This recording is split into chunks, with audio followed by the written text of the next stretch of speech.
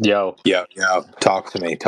fucking Matt beats me to the podcast. Matt, I can't Dude, believe he's this dude is on his shit. I love it. the honorary toxic boy. Like he said himself, it gets dark That during the shit was fantasy wild, season. dude. You fucking asked me to join. I go right away, and Matt's there. I fucking love it. Dude, he's the OG, bro. He He's with really us. is. How we feeling, bro? How you doing? All right? I'm good, man. I feel great. I've never been better. On top of the Okay. world. This is it. Try not to say any slurs before we get started. We're live right now. Oh shit, we're recording. Let me. Okay. Yeah. Oof, that was I close know call. you. Close I call. was gonna say. I know it's every other Woo. word. I GCF apologize. almost got canceled for real. For the fourth time, like no joke. All right, let's get this started.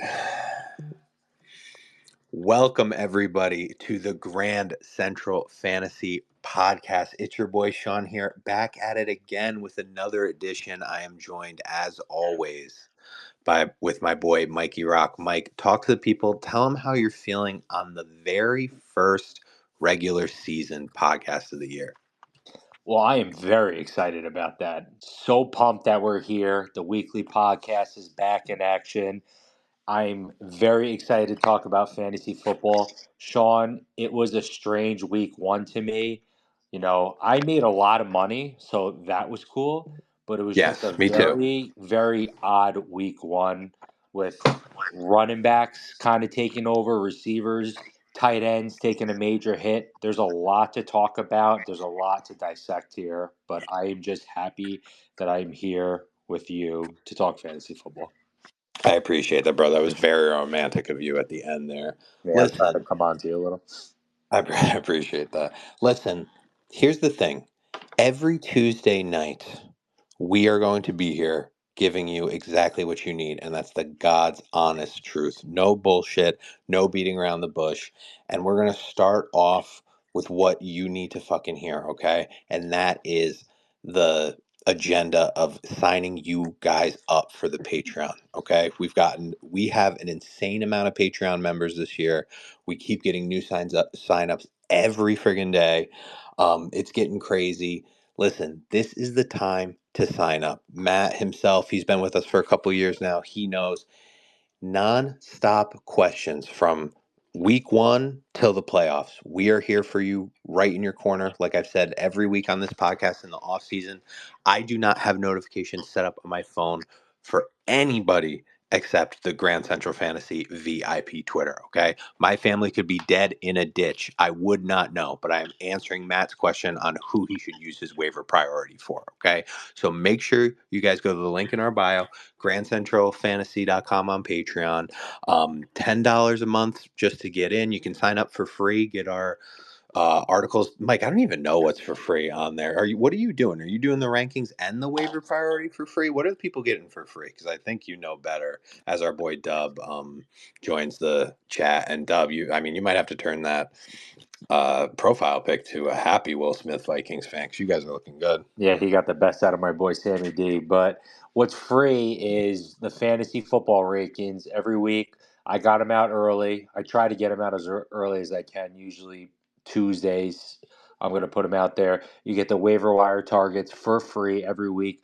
I will be throwing up some gambling picks as well for free. Yep. I know most of yours, Sean, I believe, are behind the paywall, though.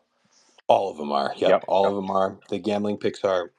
The weekly must starts, which are starting this Friday, are behind the paywall. But the main thing that you want to look out is for pretty much the regular season and playoff assistant. We are your bitch. We are there for you, answering any questions you have. Really 24/7. I mean, I sleep like 4 hours a night these days, so I'm answering questions at like, you know, 2 in the morning, 3 in the morning when I'm up taking a piss and shit. So this is where we're at, boys. It's week one. It was an absolute shit show. Mike, I don't know how you feel. But this was just, I feel like I could do respects off for like an hour. The whole podcast hour, it could just be a respect off segment. It's fucking ridiculous. It's been insane. Well, I messaged you that. I'm like, dude, Yeah. you have a plethora of people Ooh, that plethora. you like that. What? Yeah. I just went on thesaurus.com and I found that one. Nice. But yeah, there's so many guys that just suck dick this week, and I'm like, Yes. wow, Sean is so lucky. he can talk for hours about these guys, and I have like a limited pool of players to pick from. It was like a shitty week one, dude. I mean, there was a lot of excitement and stuff, but it was just a lot of shitty play. You missed a golden opportunity there to say I could talk for hours about sucking dick. So you got to be sharper next time. I thought that's where you were going with it. Oh well, I could, Um, but I am. I don't know. I'm losing it in my old age, I guess. I was gonna say Gotta we're slip. both we're getting tired. We're getting tired. Listen, if you haven't listened to the podcast before, yeah, we're live on Twitter right now, but we are now on Spotify, Apple, I believe. Our boy, the whatchamacallit, our fucking legend Dave. What are we calling him? CTO. CTO, yeah, my bad, bro. My brain is fried. CTO. He's got us up on YouTube. If you want to go Yes. check us out on YouTube, so if you listen live here, it's going to be living on Twitter Spaces for a little while.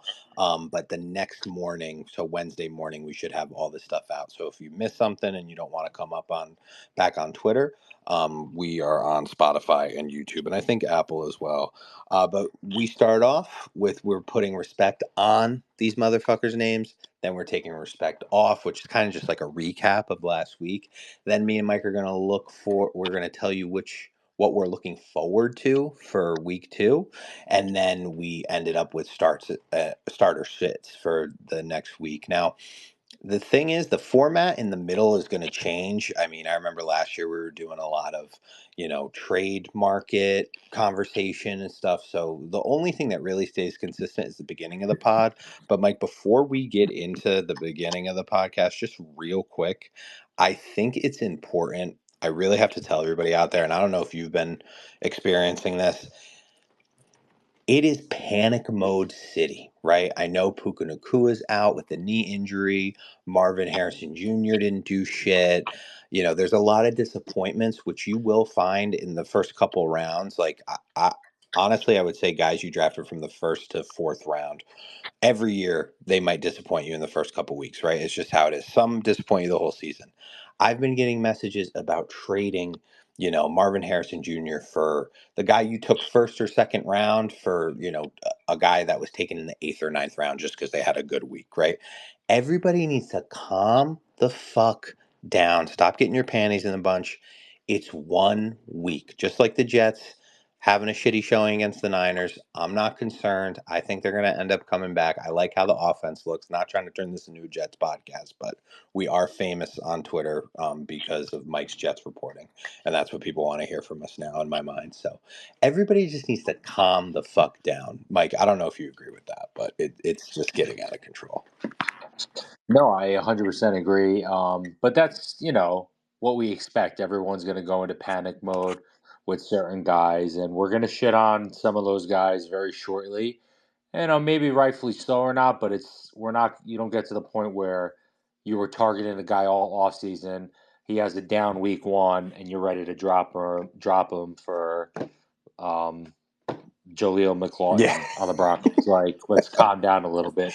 It's funny though too, looking at the waiver wire this year, Sean. Like week one, prior years, obviously Puka Nakua comes to mind. Yeah. That's a big name, but there's no huge name out there. The biggest guy, Isaiah Likely, I guess, but still, I'm really interested, and I throw out the tweet every year Wednesday morning, and I will do it tomorrow. And you guys tag along and look as well. I'm going to ask, show me the panic fab buys, the amount of money people spend on certain people, and if you really want a good laugh, it's going to happen. There's Oh, going to be yeah. someone out there that spends $99 On on Isaiah Isaiah Likely, Likely. yes. There's going to be people out there who spend a shit ton of money on Justice Hill. And granted, those guys are good waiver wire claims, but remember, we're big fab guys, Hell and yeah. that's fab, FAAB. Don't get that confused with any other word. But you gotta be sure that you strategize with your money all season long, because you might need it down the stretch when it matters the most. So just don't blow it all like you're at the strip club at a Friday night with your boys. In week one. I wouldn't know. We wouldn't know anything about that. As great as that sounds, Don't splurge at all on the Don't do quarterback. it. Mike, I don't know if you've been seeing, I've been answering questions all day and it's all around waiver priority. I don't know if it's just making a comeback this year or maybe it's just a small sample size, but I've probably gotten 8 questions from our Patreon members just off of like, do I use my top priority on Isaiah Likely? And it honestly is insane to me. For the record, I'm holding the waiver priority as long as I can, but maybe they will be like a Gronkowski, Aaron Hernandez, RIP situation in Baltimore. But the amount of people that left Mark Andrews for dead, and you tweeted about it on the main account, Mike, you were quick to fucking call people out on it. And they were getting pissed about it too. You took this guy in the 3rd round. You were that confident in him. And then he has a bad game and his backup is killing it. A guy who's been active since he's been on the Ravens. Like he fills in for Andrews, but he's also gotten it. Granted, 15 targets was a lot. They're just leaving him for dead. I mean, this is the type of reactionary bullshit that needs to stop. You drafted these guys, just stick with them. Okay, just fucking stick with them. It's getting out of control. So, Mike, if you don't have anything else to add, I think for the first time all year, we really need to hear who's getting respect on their name. I've been waiting all day. I've been trying not to, I've been trying not to reach out to you today because I want to hear it first. I want to get all the details first live from you right in person on the pod. All right, well, calm down. Flick your boner I got, into your I got to waistband, mute myself and because it's funny you think it fits in my waistband. Keep oh, that angry Irish cinch, I forgot. All right, so without further ado, sponsored by the GCF Patreon, it is the one and only America's favorite fucking segment. Put some respect on these motherfuckers' names. And Sean, who else but to start? Anthony fucking Richardson, the newest face on the Mount Rushmore of GCF. Anthony Deshaun Richardson, chomp, chomp, Gator Nation. Let's fucking go. The quarterback I had ranked ahead of Patrick Mahomes for the season just gave us a glimpse of what's to fucking come. His playmaking abilities were on display. He ran for 56 yards, and it was the second most yards per carry for a player with at least 6 carries. Richardson, he fell on the ground, Sean. He picked himself up and he threw a 60-yard beauty for a touchdown and wanted him to throw 2 more bombs, one for a 54-yard touchdown. And you know what? It wasn't the prettiest of performances if you watch the game. Absolutely not. But when you are a playmaker and you can make huge plays, it makes up for the rest in fantasy. Ecstatic he's back. Put some fucking respect on his name. Next, Joey Mixon. Same face, new place. Who the fuck dis, baby? Mixon to the Texans was a home run signing from the start, and we were all over it. We said the volume would be there. 33 touches, check. We knew the red zone upside would be there. Tied most inside the 10 carries with 4 and a touchdown there. Check. Number 2 running back in fantasy on the week. Check fucking mate. Mixon's going to continue this trend all season long. He's a guy who I have disrespected more often than going. Oh not. yeah, But this new home has me putting respect on his fucking name. Next, Ramondre Stevenson. Sean, I'm throwing you the fucking my alley oop boy. here because he was all over Stevenson's dick in our running back rankings pod before the season. And let's be honest, the whole Patriots offense has been an afterthought for fantasy, but in a huge win against the abysmal Bengals, Stevenson was the catalyst. 25 carries, 120 yards, 3 catches, and a touchdown. 118 of those yards were after contact. Insane. He slowed down the pace of the game for the Patriots, and he was dependable. This workload is a dream come true. If you're a Stevenson owner, he forced 12 missed tackles, 7 more than the next closest. Christ almighty, the fucking Bengals defense needs Jesus in their life. Put some fucking respect on Stevenson's name. Next, J.K. Dobbins. Sean, let me paint you and everybody listening a picture. It's July 18th, and yours truly, Mikey Rock, is butt fucking naked recording a Twitter space on my couch on late round gold value Hell picks. yeah. Butt fucking naked. My dick out, everything. Talking about the Chargers rushing attack and why Gus Bus and JK are guys we need to be targeting in a Greg Roman led offense. Just picture that. What a fucking sight. I'm naked. The guy coming back from a second torn ACL, he looked like he hasn't missed a motherfucking beat. 10 carries, just 10 carries he had, ran 135 yards, And for you mathematicians out there, that's 13.5 yards per carry. Um, he had 4 rushing yards in the first half, and the rest was history after that. His quick burst was there. It was kind of his longevity and speed down the field, Look good. which was kind of similar with Brees Hall in the beginning of last year. But I think that'll come in time. I'm just happy for this guy, and I pray that his mushy ACL just stays somewhat intact. Put some respect on JK's ACL. And last but not least, Cooper Cup. And Sean, I fell asleep sometime in the beginning of the fourth quarter of that game. I was watching football all day. I was drunk all Yeah. day, and I just passed out. And I woke up, and I thought that I read that Cooper Cup didn't score a touchdown. But I opened my DraftKings app like middle of the day at work the next day, and I saw $100 in there for my parlay You're like, oh because shit. my son got me a touchdown in my parlay. So I was very happy about that. My son winning me fucking money, looking like prime Cooper Cup. C Cups went out and made a fucking statement with a career high receptions. Game one. Only dude with double-digit receptions on the week. He had 22 targets. Sean, that's my fucking love language. This is dirty talk to me. I am horny. I'm squeezing my nipples. Rams and Cup got the L, but he got several people the fantasy dub. That's all that matters. Nakua hurt, Cup back, pure fucking chaos around the league. Put some fucking respect on each one of these motherfucking stud muffin states. Let's fucking go. We're back, bro. Let's go. It's We're official. back. It's We're official. so fucking, It's dude. official. We're so back. It's It's fucking official. ridiculous, bro. It's official. Oh my god, I'm so back. Week one, I'm feeling good. Now football season is in full swing. Listen, Mike, I saw this thing. I thought of you today. I wanted to send it to you, but I got busy. I forgot. I saw this fucking corny ass tweet. I don't know if you saw it. It was some guy, and he's like, the mainstream media doesn't want. They're pushing this narrative that Anthony Richardson is the next great quarterback. These are the clips they're not showing you. Like it's some sort of like big fucking secret bullshit file. Like we couldn't just watch the game on Red Zone or on NFL Ticket. And it's like showing him throwing shitty passes or whatever. But dude, Anthony Richardson, this is a guy we told you I had him ranked second overall. I think Mike had him ranked fourth overall when it comes to quarterbacks. He is a special talent. He's a raw talent. But if you have him on your fantasy team, I'm fucking all about it. I mean, Mike said it himself, 56 rushing yards, I believe, which is low for him. I really thought we'd see more, but he's dropping bombs downfield. We're waiting for guys like Pittman to get involved, but listen, after week one, I don't know how you can't feel great about Anthony Richardson and Joe Mixon, Mike. I mean, I don't know how we didn't see it coming because it was like a train coming down the tracks like 10 miles an hour, but 33 touches. I really thought they would mix it up a little bit more, but why would you, man? We've never been huge Joe Mixon fans, but he might be a league winner with where he was drafted. You know what I mean? I don't know how you feel about Mixon moving forward if he's really going to be a guy that's going to like keep this production up.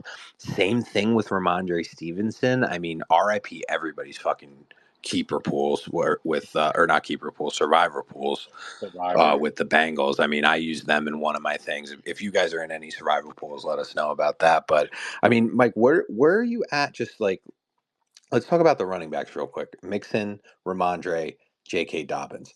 Dobbins, that's our boy from the beginning. I remember you were all over him when he was a rookie. Out of those three, who do you think, if you had to pick one to, start, if you had to pick one to predict that you would start in the fantasy playoffs, which one out of those three do you think you're going to be starting at the end of the year? So to me, I think that's an easy answer, and I'm going with Joe Mixon. Okay.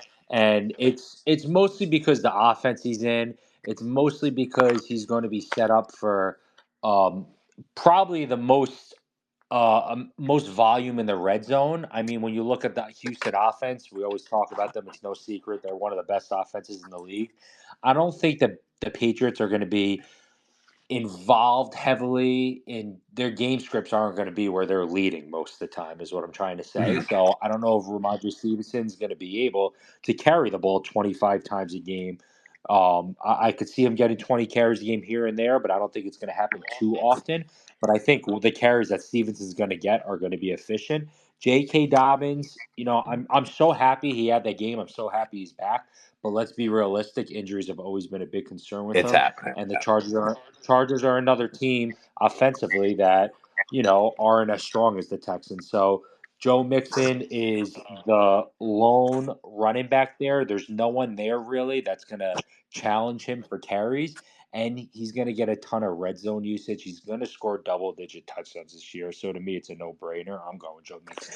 And I agree with you. I want to say Stevenson could keep this going, but if, like you said, if you just look at the game script, I mean, they were trying to run out the clock on the Bengals. I think Stevenson's probably closer, and I loved him in drafts. I think he could be borderline league winner. Now it's really fantasy football season because I'm saying league winner every third fucking sentence. Sean's favorite word. But you're right. It's got to be Joe Mixon. He's a guy that you probably took fifth or sixth round. I mean, as long as he stays healthy too, because he's been known to get banged up. You know who the biggest loser in this whole situation is, and it fucking sucks. I really, I'm concerned about Gus Edwards. It's not like we were really waving the flag for him. It's not like we were really, I'm taking him and starting him as my RB2 in all these leagues. But I thought he could be a guy that helped you out down the road. I think he only scored 3 fantasy points in full PPR. And I mean, you got that going. Why, if you have Dobbins on the other side just killing it, why would you even throw it to Gus, who's coming off ACL injury himself? They were both with Baltimore last year, which I think is funny. It's just one of those things where it's tough. Mike, here's the thing. How much of your fab would you put for J.K. Dobbins? To me, if he is available in your league, I'm gonna do a decent amount just because how we've talked about that the Chargers are gonna be a run heavy team. That's who Harbaugh is, that's who Greg Roman is. So you know that their offense is gonna be running the ball on the ground. So I think it's fair to say that you would put a decent amount of money on him. I think the problem is though, Sean, like it's no secret, J.K. Dobbins is owned in a lot of leagues. If you look at Yahoo, I think he's owned in only half of it, but like in ESPN and Sleeper or these other leagues, he's owned in a ton of leagues for good reason. And we saw it this week. I would spend a good amount of money on him. Maybe $25 on him or so. I know there's injury concern with him, but how often do you get a chance of getting a starting running back on a team or um, on the waiver wire like that? I am concerned because Gus Edwards did have more attempts than him, but J.K. Dobbins was more efficient, and Yeah. that's not Gus Edwards' style to be like breakaway speed type of running back. We saw Gus Edwards last year um, with the Ravens, he had what 12 touchdowns, 13 touchdowns. He's a goal line back. Yeah. He's a short yardage back, and he's pretty good, pretty damn good at that. I don't know how often the Chargers are going to be putting himself in scoring situations to have him at that level. But for J.K. Dobbins, I'm going to spend a solid amount of money on him. I'd probably say around $20 or so. So Dobbins is 51% owned in Yahoo, and in Sleeper, he's 38% owned. That's Wow. a good Okay. amount. Maybe you're thinking ESPN or something. But the thing is, I got ESPN 77%, yeah. So, and then Yahoo 50. I didn't see sleepers though. so the thing with him is, and Mike's 100% right when he's telling you guys about Fab, like you want to save it till the end. But as a guy who's been at the end a lot, there has been a handful of years where I'm glad I have a lot of fab left over, and then there is years where I'm just literally pissing away money on nothing. Like I have like $40 in fab in the championship week and nothing really to spend it on. So if you need a running back, I would definitely spend a little bit of money on Dobbins, but do not get upset when he inevitably gets hurt and is either done for the year or misses a huge chunk of time. Okay. Mhm. This is just the reality of the situation. Now, speaking of guys that got hurt and fab money, Puka Nakua in me and Mike's home league, a guy used his entire budget. Was it his? I'm pretty sure it was his entire budget. $99 he This used. also happened another time with Chase Claypool with somebody else, and it didn't really work out. But last year, a guy used $99 on Puka Nakua. We all laughed our ass off, and now he gets to keep Puka Nakua in like the last round of the draft for 2 years. Now, Puka popped up with a knee injury before he had the injury, or really he had the injury going in the game, but before it took him out of the game and out at least the next month, he was killing it. I think it's fair to say, Mike, I don't know how you feel. I think if Puka, all things being equal, if Puka is healthy and he's on the field, I do think he's going to be the preferred option for Matt Stafford. That's just what I took from the first quarter and a half, really, before he went out. I said on the Patreon that he was a lock for 7+ receptions to bet it and put it in your parlays. I think he had 6 or 4 before he got hurt. We would have blown that out of the water with how it was going. That being said, I would be surprised if we see Nakua before the fantasy playoffs, or that long before the fantasy playoffs. I think it's going to be a while. They're talking about sprained MCL. He's got issues. Dobbins' ACL is made out of pulled pork, as Mike pointed out before, but I think Nakua may be dealing with some pulled pork tendencies in his knees. Cooper Kupp is going to benefit immensely. This was a guy that I stayed away from in drafts because I was really concerned like Puka was going to get the lion's share of everything.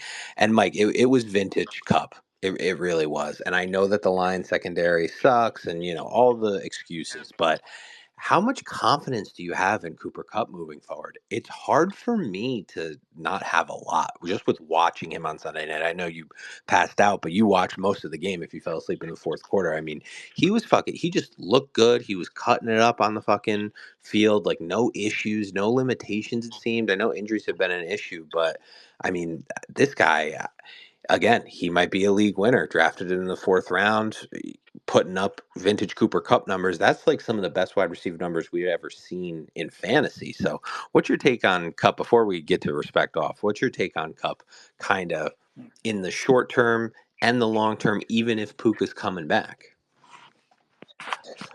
I mean, even if Puka comes back, with Cup, it's always about health, right?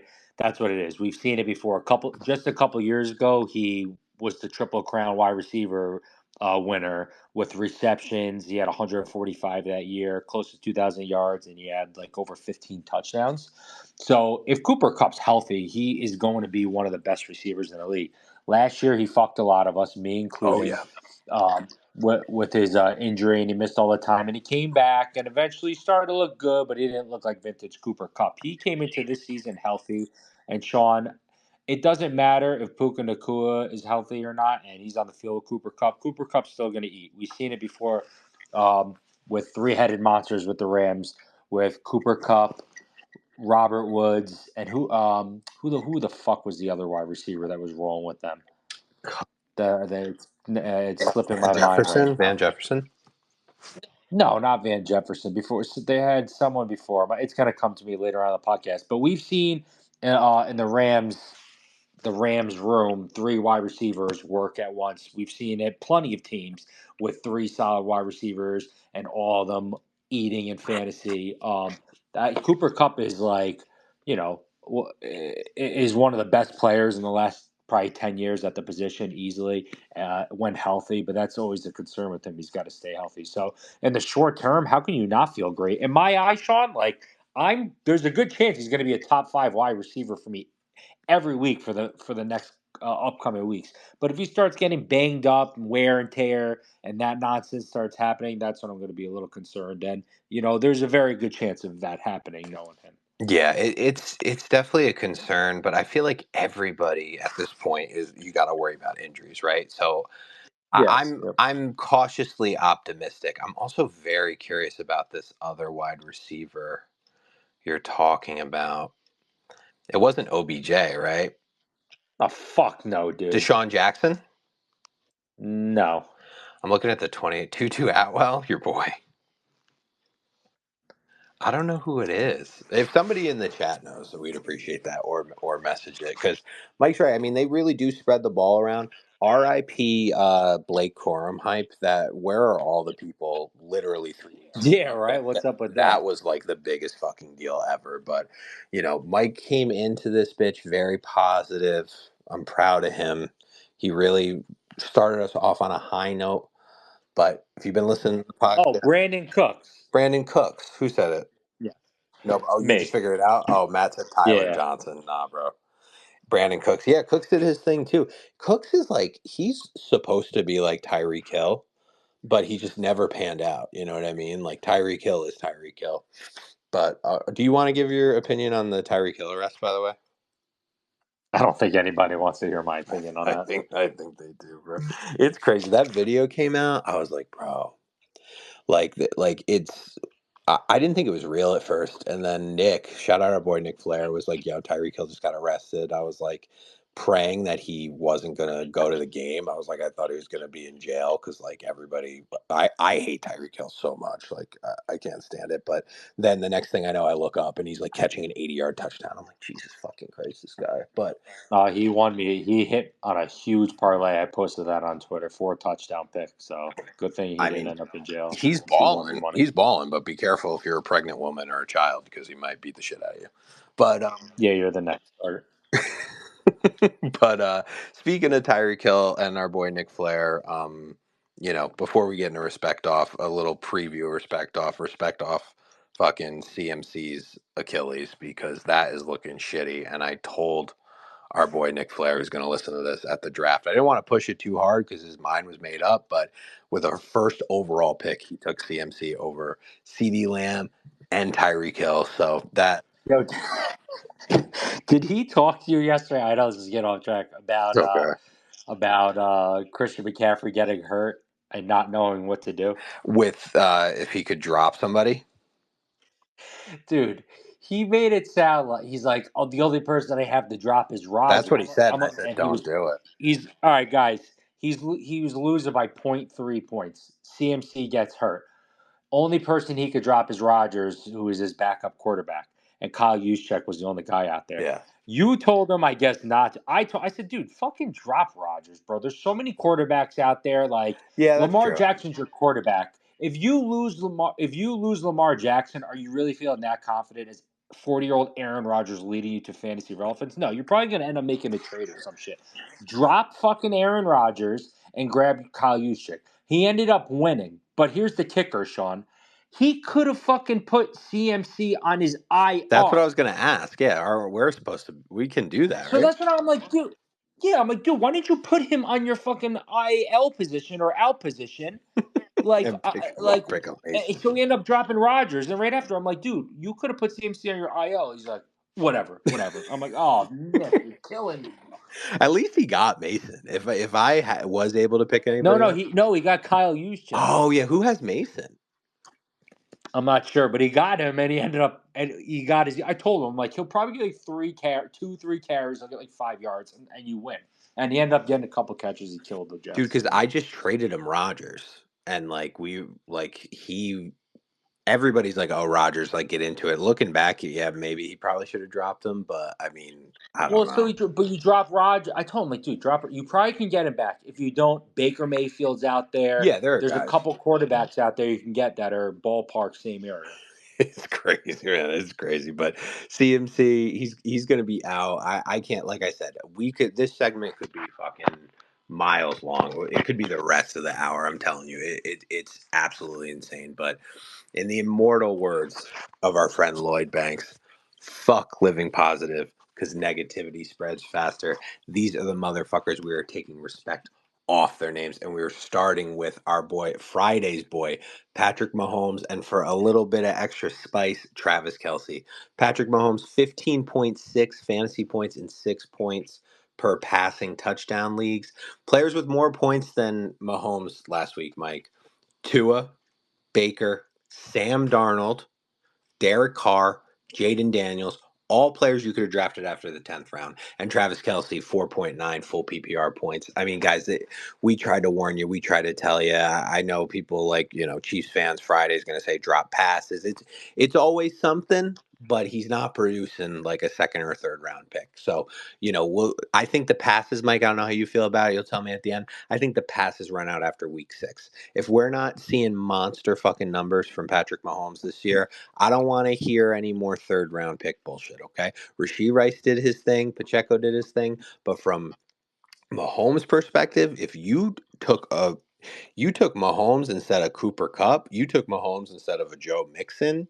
I mean, what are we even talking about here? That like take respect all the way off this motherfucker's name. I'm not talking about I'm not talking about football, real life. I'm not talking about, Super Bowl champ, three-peat, the whole nine. I'm talking about fantasy football perspective. Get these motherfuckers out of my face. I got to see him at the fucking U.S. Open, like twerking with Taylor Swift and fucking Mahomes' bitch wife, dude. Like get out of here. I'm tired of this fucking scene. Tired of these guys, and they suck at fantasy football. Get the fuck out of here. Next, Mike, I want to hear your opinion on this. It was a little controversial. I almost pulled him off. Jamar Chase, 12.2 full PPR fantasy points. Not bad at all, but I'm just tired of the Bengals. I'm tired of the drama. I'm tired of the holdouts, like Friday said. This holdout all summer. Jamar Chase wants more money than Justin Jefferson. When has Jamar Chase been a reliable number one wide receiver in fantasy since his rookie year? Okay, it's either boom or bust every motherfucking week. What's the difference between him and AJ Brown? Oh, I can get AJ Brown 5 picks later, and pair him with a dirty running back on the back end of the draft. That's what I can do. And AJ Brown went off this week.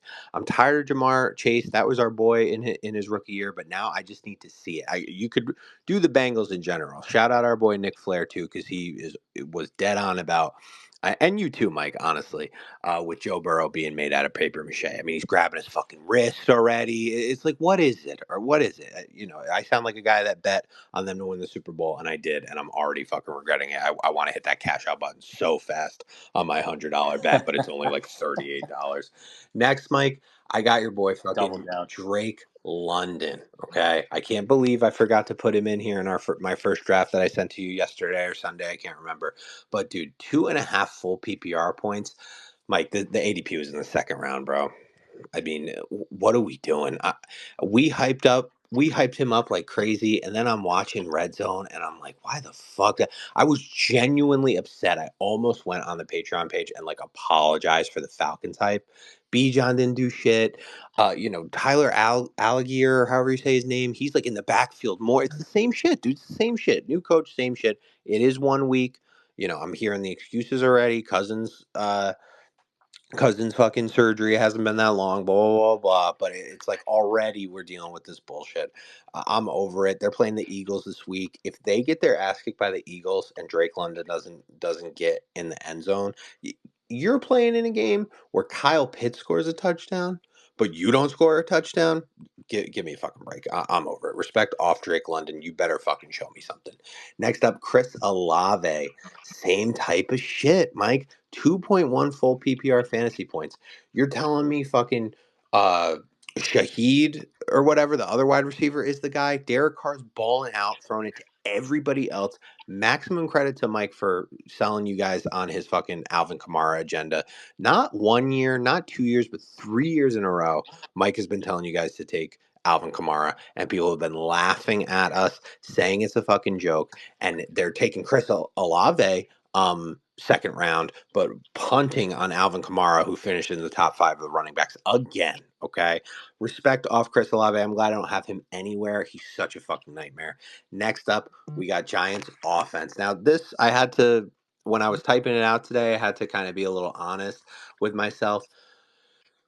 It's more Daniel Jones. Daniel Jones, 6.9 fantasy points. Nobody's really expecting that, right? Neighbors ended up getting 9.1 in full PPR. Singletary, 7.2. Nobody's really expecting much from Singletary, but I mean, a lot of these lineups I'm looking over for our Patreons, he's in a, second flex spot or whatever, or he's on the bench and, possibly going to fill in on buys. This guy sucks. The offensive line sucks. Neighbors, people are drafting in the third and fourth round, Mike, and you have Daniel Jones throwing the ball to you. It's just not working out. Sorry to any Giant fans that listen to this, but you got the white Marcus Mariota, bro. Go look at the numbers and don't get mad at me because it's very similar. It's very similar. Honestly, Mike, believe it or not, Danny Nichols has more rushing yards than Mariota did at this point in his career. But it's just honestly embarrassing. I really can't deal with it anymore. I also bonus had CMC. Or rewind. It's not even fun to shit on the Giants. Like those uniforms, respect off the franchise. 100 years to the Giants. Who cares, dude? Who gives a shit about Those 100 years of uniforms the are Giants? terrible. I gotta watch the Yankee game. They bring fucking Eli out there. He doesn't even know where he is. Oh, we're celebrating it. It's get a bobblehead of Eli in pinstripes. I don't know why the two franchises are tied together, but 100 years they were literally not even throwing in like pads 100 years ago. It was a joke. The fucking teams they were playing were literal like janitors and just like fucking garbage men. And it's like, oh, they won the fake Super Bowl. Whoop de fucking do. Who cares? Get out of here. Respect off the Giants franchise. And I spoke on CMC already, but Mike, another little surprise for you. Respect off Tom Brady announcing, dude. Oh my God, I bro. wanted to hate on it. I went in with my hater cap on, which to be fair is just my hat most of the time.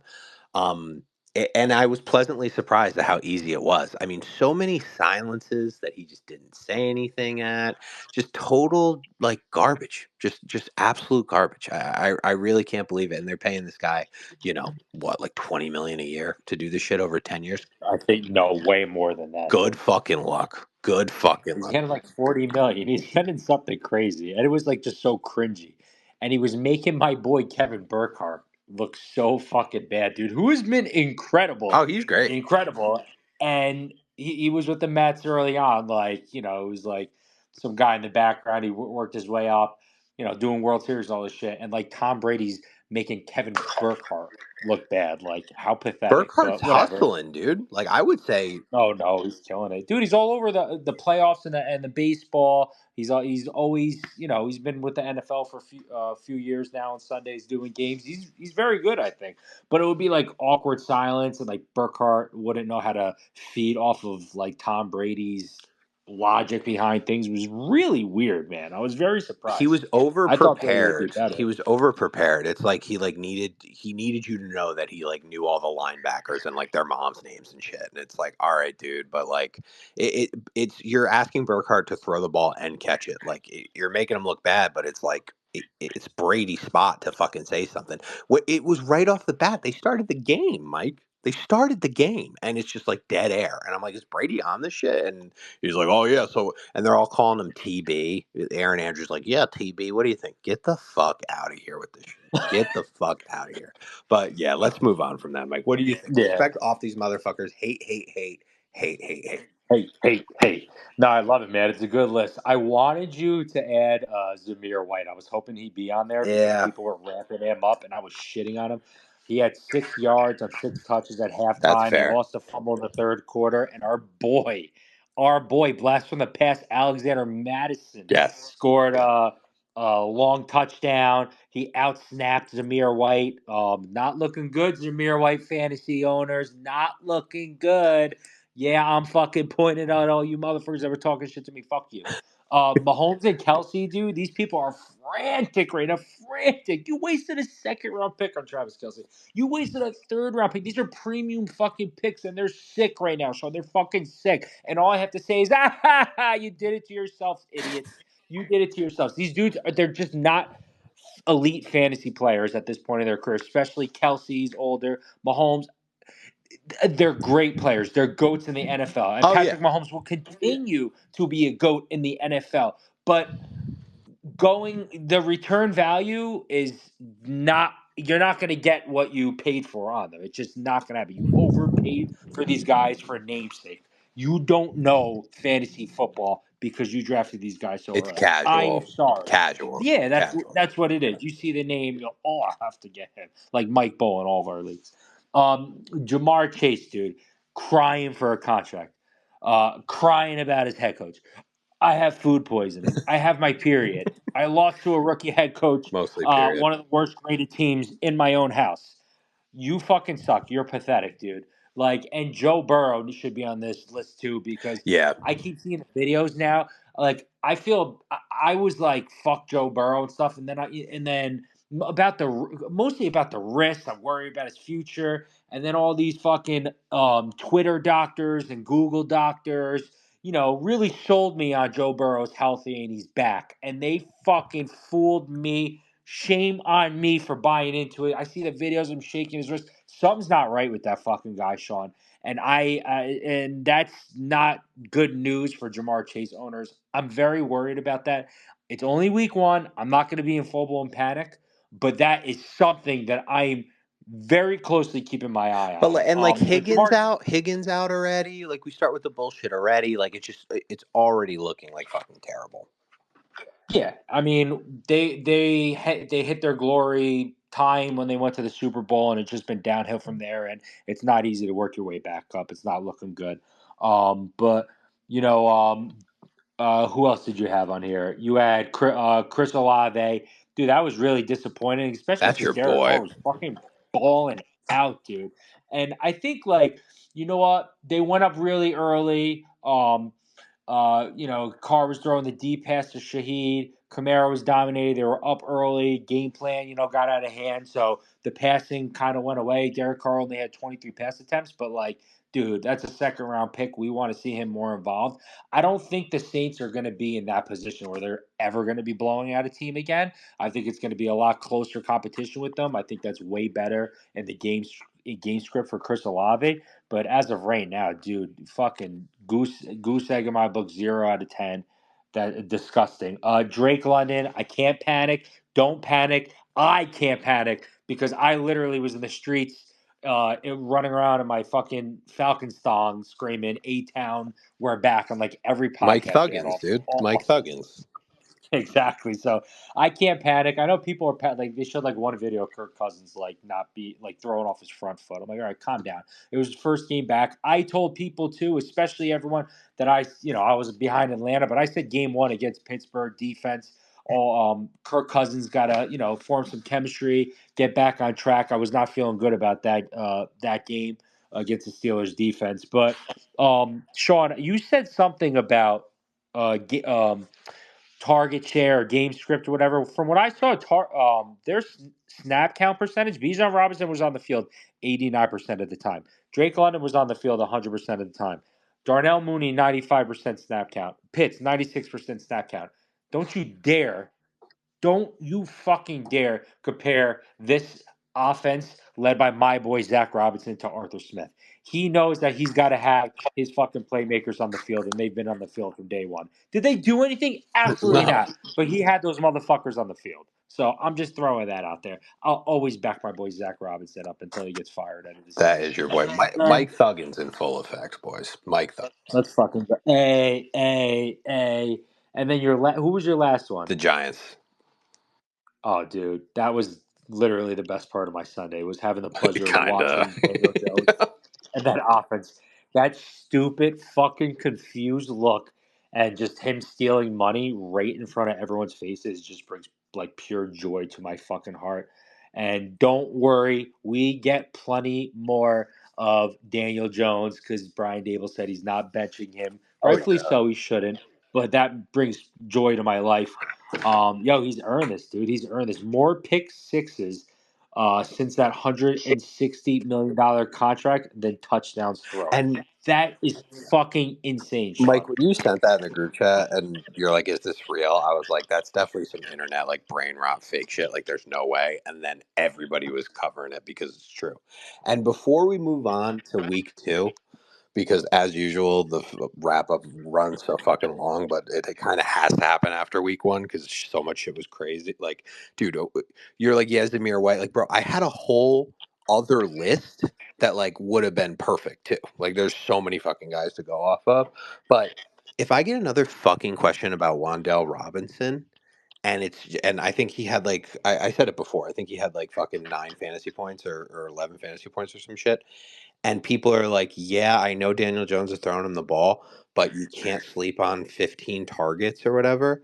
Bro, if I put a garbage can on the 50-yard line and throw at it 35 times, it doesn't mean it's going to fucking do anything for you in fantasy, okay? So please do not blow $35 in fab on fucking Wandale Robinson or use your first fucking thing. If I put a fucking crash test dummy and hang him up from the fucking cross pipes and throw the ball at him 35 times, it does not mean he's going to be good. Like, everybody calm the fuck down, okay? All right. 2 straight seasons of Brian Dable being unprepared opening day. Got smacked by the Cowboys 40-0 last year. They get smacked again. Dable's fat, overdose on And he's Ozempic, on freaking Ozempic. diabetic piece of shit. He's on Ozempic. I That's all call I got I to say. call him Ozempic boy because I always forget his name for some reason because it doesn't matter. He's gonna get fired. I always tell Nick Ozempic boy whenever we talk about it, and he's like giving the media permission to blame him. I mean, this guy, sure, okay, he was good with Josh Allen 5 years ago. Clean house. If this was the Jets, they would never let him off the mat. I mean, if the same exact thing was with the Jets, they would be fucking. It would be like who was the fucking GM that inherited Rex that they were fucking flying banners over the stadium to fire? Oh, It Idzik. would be John Idzik all over again. But with the Giants, it's like, oh, 100 years, bro. Like, they know what they're doing because they, like, lucked into a playoff spot. All right, I'm sorry for shitting on the Giants. Mike, what are you looking forward to in week 2 before we get to start or sits? I'm looking forward to Jayden Daniels, bro. Okay, I nice. have been all in on Jayden Daniels this offseason, and we finally got to see him in his debut. And I think he was solid. I He was mean, good. he was great from a fantasy standpoint, but overall, with all things considered, I think he was on the field a solid quarterback, too. He was 17 for 24, 71% completion percentage. He had only 184 yards. 88 rushing yards. He led the team. 2 rushing touchdowns, Sean. 93 passer rating. This is a rookie quarterback. It's his first game. From a fantasy standpoint, that you will literally take those numbers Oh, every day. Like absolutely. those numbers are in line or in par with like Lamar Jackson type numbers. Correct me if you think I'm wrong. I think that's pretty accurate. The Bucks, who they played, their secondary is nothing to write home about. One of the worst defenses through the air last season, and they were ranked in bottom third of the league last year in pressure on the quarterback, and they're basically, to me, they're very similar team than last year. I just am enamored with Daniels in large part of his dual threat. I had him as my quarterback 7 or 8, I think, in our rankings, and I'm feeling very good about that so far. I kind of like took a leap on that ahead of a lot of other people, but I felt that confident with him, and I like what I've seen so far. And there's clearly going to be like rookie struggles. And this is an offense that's lacking elite playmakers from the wide receiver running back position. And they still have major question marks on that offensive line. But week 2, Sean, brings on this team. We haven't really talked about them yet. They're called the New York Yes, Football I Giants. Oh, got the wait, we schedule in talked front of about me. them a lot. Yeah. This time at home, the Commanders are playing. And I think the Commanders, Sean, are going to blow this team defense out of the fucking water. And I feel so good about that. And I've been confident about him, and I've been right so far. I'm so confident that I'm putting Jayden Daniels as a top 5 quarterback in my fantasy football rankings this week. I think we're going to see yet again why Daniels belongs in fantasy as a top tier quarterback. We talked on our quarterback rankings pod about how his ADP put him in a position where you can draft another quarterback ahead of him and draft him as your number 2 quarterback, even though he's going to give you quarterback 1 numbers. And I just feel so fucking good about him. And like I said, 184 passing yards, that's nothing to write home about, but he can give me 184 passing yards every single game for the rest of his fucking career if he's going to rush for close to 100 yards and get me rushing touchdowns.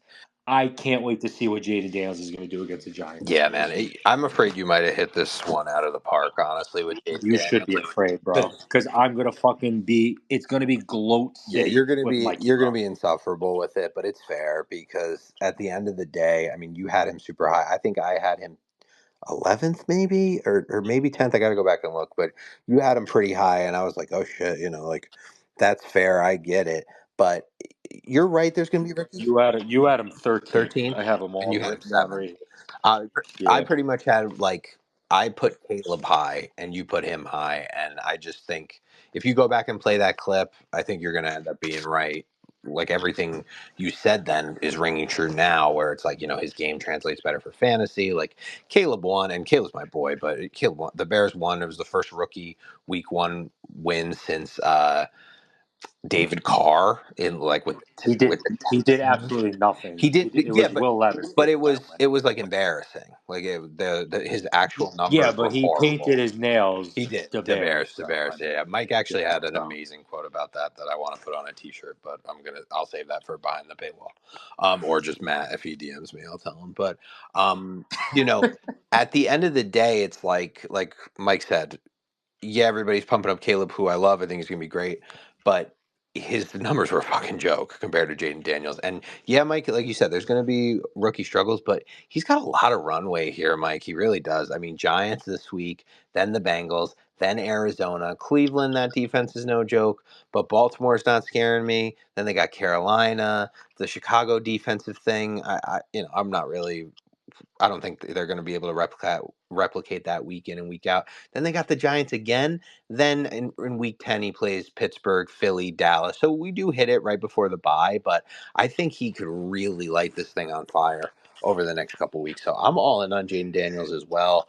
Yeah, we'll hit some rookie shit, but I'm not really worried about it, man. I think he's going to do his thing. Guys like Terry McLaurin probably aren't going to be happy with playing with him because it's clear he's looking for the run. And I got to give our boy Nick Flair, GCF contributor, some credit because he pointed out, and it's true, because I said, who'd I said? I was like, Caleb will probably, could be like Mahomes, but Daniels could be more like Lamar. And Nick said that Daniels was more like Lamar, but more accurate. And I honestly think that's more accurate than Lamar. And I think that's the best way to Yeah. put it. We didn't even talk about Thursday Night Football, Mike. I mean, nobody's really talking about it. Fucking Lamar could hit the broadside of a fucking barn. The Ravens would have won that game. So I mean, They don't want to hear he that, had though. They Zay don't want to. We've Flowers been wide fucking open. preaching that. He had Zay Flowers wide open in the background, but fucking Lamar took a picture with Kodak Black on Instagram or whatever, so like nobody gives a shit. But yeah, that's going to be interesting to see. And I'll promise to not turn this into a Giants hate podcast, but I will kind of take Mike's lead and as go into what I'm looking forward to in week 2. I'll take a little bit of a victory lap. My boy Jameson Williams, is he going to replicate what he did in week 1? 21.9 PPR fantasy points last week. Listen, a lot of fucking fantasy experts that quote unquote experts were telling you to drop him in dynasty leagues over the summer. Everybody left him for dead. He did have a bit of an attitude problem. Listen, the Lions didn't re-sign Josh Reynolds. The second they didn't re-sign him, I knew it was all in for fucking Jameson Williams. People forget this kid was drafted to maybe even be like the number 1 guy over ASB. Like that's how highly regarded he was as a talent coming out of Alabama. The only reason why he drops because he tore his shit up in the fucking national championship game, and that's why he got dropped in the draft. But I mean, I was telling you guys to take him as a sleeper on Patreon and everything like that. He was going. I got him, Mike, in almost every redraft league that I could. And I got him anywhere from the 10th to 13th round. I don't know how you feel about it. Tampa's definitely a tougher matchup than the Rams. I just think that, or Amon-Ra St. Brown, he could have been on respect off too. I mean, he didn't even fucking show up really, but I just want to get your quick opinion before we get into starter sits on, Jameson Williams, how you feel about him. Spoiler alert, we'll get into starter sit and he'll be on there. But do you think he can replicate that? Is this just a flash in the pan? Like you've always had, you're the biggest Alabama fan I know, Roll Tide. So I know you're close with Jameson Williams and the past. You've been a fan of his. I like him. Last year, I said you could pop him in a quick flex spot, and everybody was shitting on me, and he got that one big touchdown. It was only for 12 points, but then he kind of disappeared, but he just wasn't getting playing time. So what do you think about Jameson Williams? I mean, I like the guy a lot. I mean, he like you said, he was a first round wide receiver. Sean, he probably would have been the first wide receiver drafted off the board if it wasn't for that injury that he had in college. But do I think he's going to continue to be a top tier wide receiver like this each week? Probably not to this level, no. Like you brought up, St. Brown Yeah. didn't have the best of games. Laporta and Brown, they combined for like, I think a little over 50 yards or something. And Jameson Williams had 121 yards. And he had a 50-yard touchdown pass against ex great Tre'Davious White, which is a beautiful thing to see. So, um, I like Jameson Williams.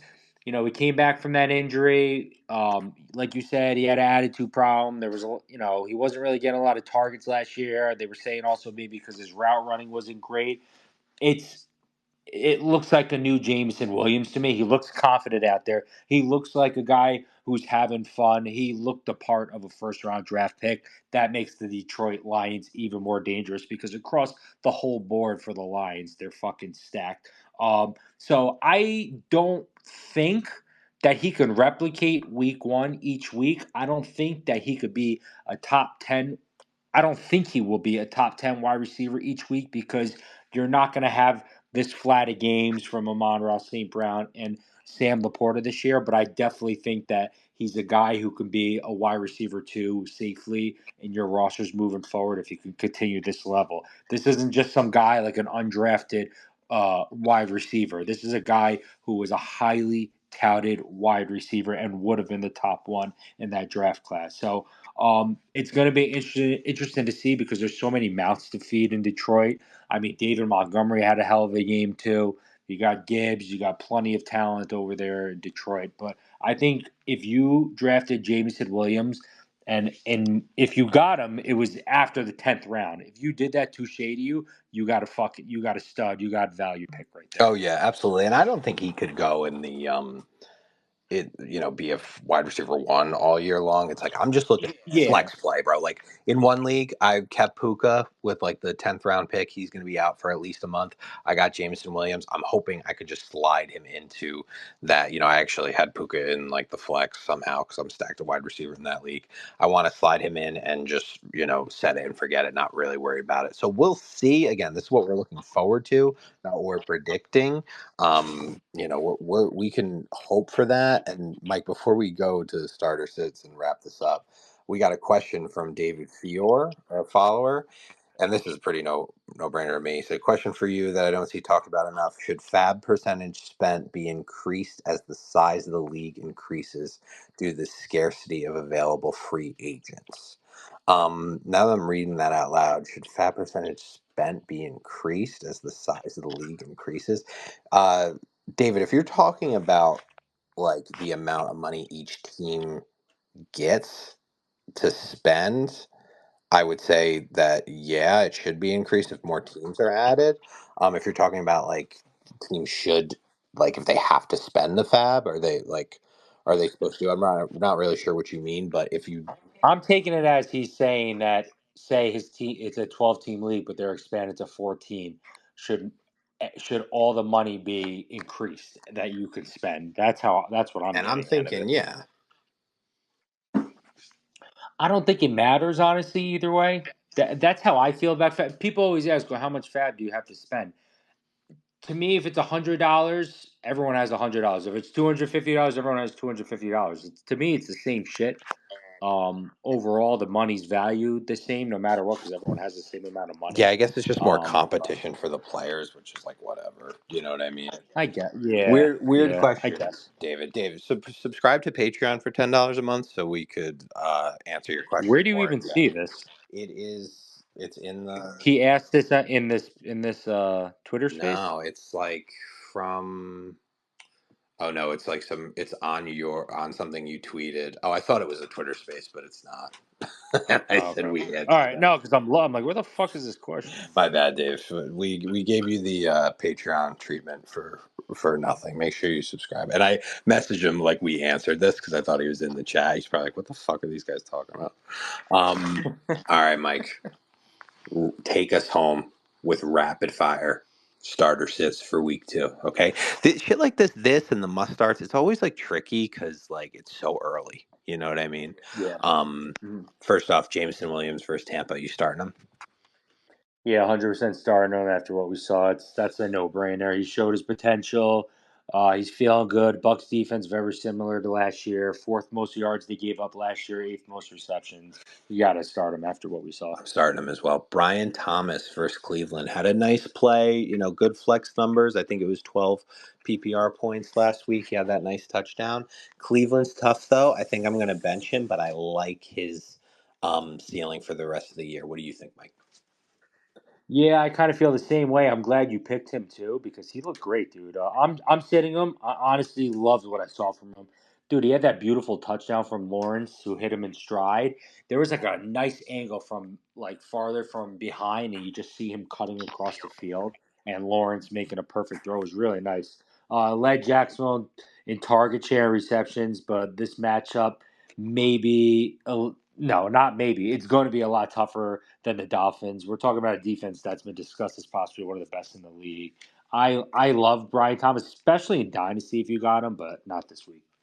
Okay. Another guy that we might be having an issue with in terms of I told people to stay away from him, and it is one game, but Aaron Jones versus San Fran, he had a really good game against the Giants. I think that's going to kind of be a trend.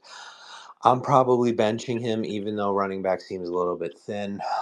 If you have to start him, start him. But San Francisco, they did an okay job of. I think Brees could have got way more than he did, to be honest with you. But I don't know if Aaron Jones and that offensive line is really going to line up well with San Francisco. So I am benching him this week. I'm benching him too. Yeah, he torched the Giants, so 100 yards and a touchdown, and maybe he needs a little more respect than what we were giving him. But against the 49ers, who shut down Brees Hall, and not to make it into a Jet podcast, but I thought the offensive line, the pass protection was all right. I thought the run protection was terrible. I didn't think it was very good for Brees Hall. And Fred Warner is a fucking Dude, magnet to he's running insane. backs. Yeah. Dude, he's unbelievable, bro. How he just gets through the front line and just hits these guys. He's the best in the league at it. So I'm sitting Aaron Jones. I don't think he's going to have anything close to what he had week one. Jayden Daniels versus the Giants. I think we answered that in the previous segment. I'm really trying not to fucking shit on the Giants 24/7, but I mean, it might turn into a Giants hate corner podcast.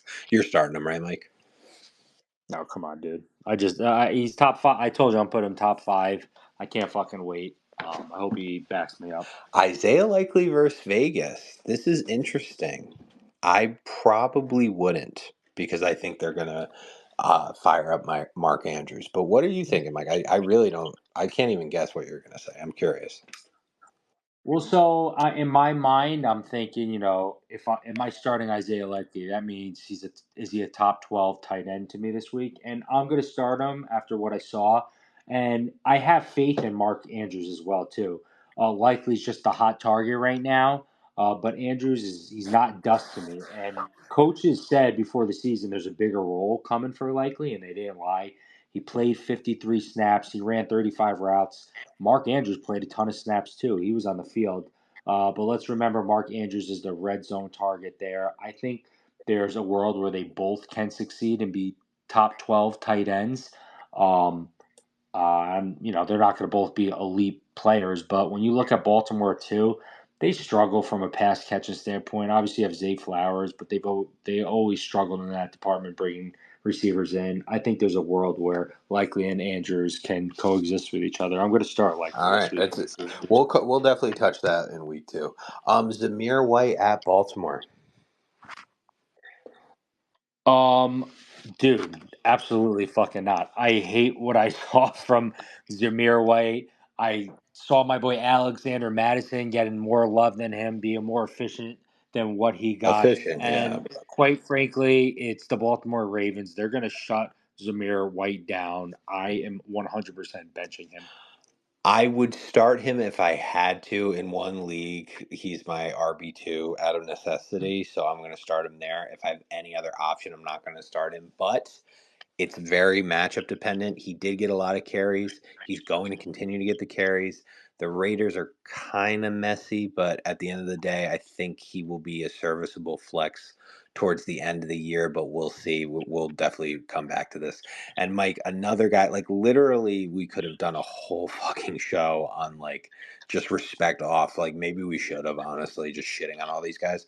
Dalton Kincaid at Miami, guy that did nothing, a guy we hyped up collectively, but that was your fucking boy. First overall tight end, didn't do shit. I'm watching the game on Red Zone. I'm seeing fucking Dawson Knox get crazy catches, and Kincaid just fucking chilling. We need Knox to get his annual fucking injury where he misses half of the year. But what are you thinking? You starting Kincaid? I'm definitely starting him, dude. It was a weird game with Buffalo. They were getting their asses kicked early on. Buffalo just kept running the ball. I think Josh Allen only had like 2 attempts for maybe the first half or almost all the way into the first half. It was really weird. Kincaid didn't do anything yet. What do you have? The one catch you said, 2 targets. Yeah. But Kincaid did have the highest snap count for any pass catcher on the team. He was on the field 84% of the time. It was really weird. Mac Hollins had a higher snap count than Khalil Shakir, Curtis Samuel. I don't know what the Bills are doing right now, but we saw Dalton Kincaid be a monster last year down the stretch.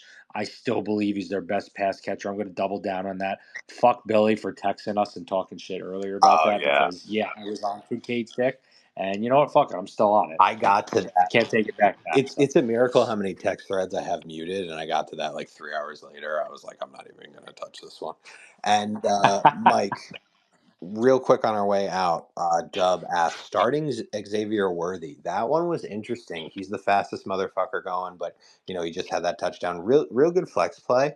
You start him against the Bengals? I would if I had him. I'd feel pretty confident in that.